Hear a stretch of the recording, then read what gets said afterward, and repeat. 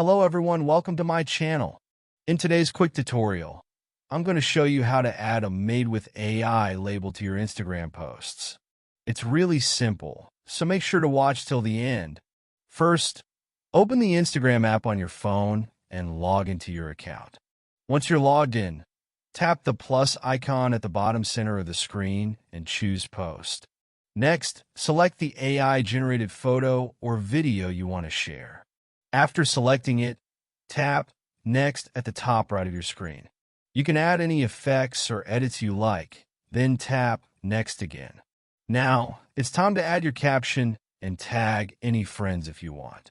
Below the caption and tag people sections, you'll find an option that says Label is Made with AI.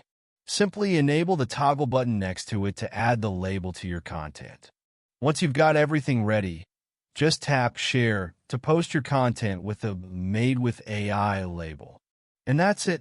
If you found this tutorial helpful, don't forget to hit like and subscribe for more tips. Thanks for watching.